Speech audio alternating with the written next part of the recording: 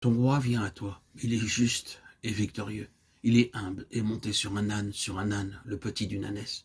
Zacharie 9,9. Lors de sa 4e visite à Béthanie, le Seigneur révéla sa royauté. Il désirait que ses amis comprennent cela et comment pouvoir jouir des privilèges de cette royauté, ainsi que comment demeurer humble et doux. Beaucoup de croyants n'acceptent le Seigneur Jésus que comme leur sauveur.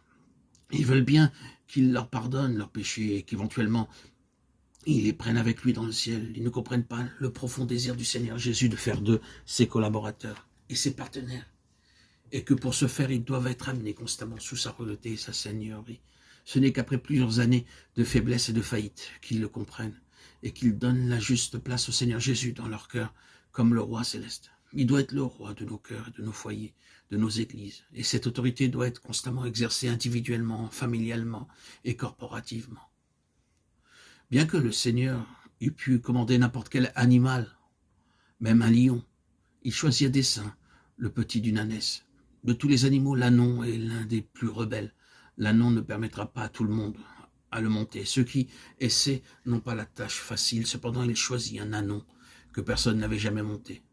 Lorsqu'ils lui amenèrent, il le monta aussitôt, et il ne rua point. Il porta le Seigneur Jésus avec une grande joie et en obéissant.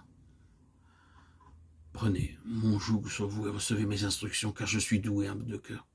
Matthieu 11, 29. Hélas, beaucoup de croyants ne sont pas comme cet ânon et ont besoin d'être corrigés souvent.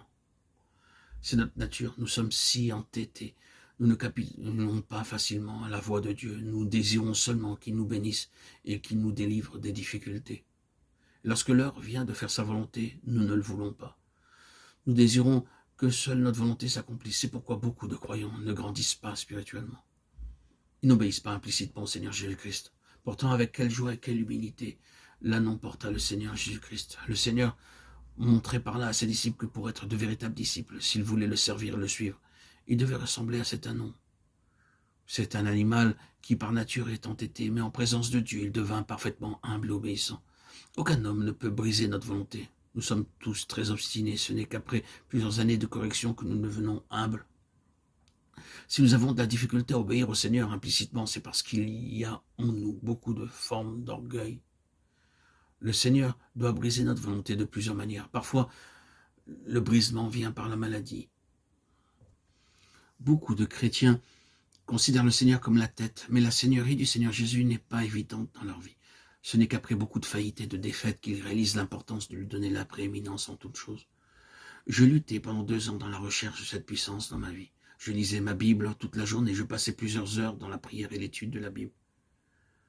J'assistais aux réunions, me gardant de toute relation mondaine. Cependant, il manquait quelque chose dans ma vie jusqu'à ce que le Seigneur me montrât le secret d'une vie victorieuse.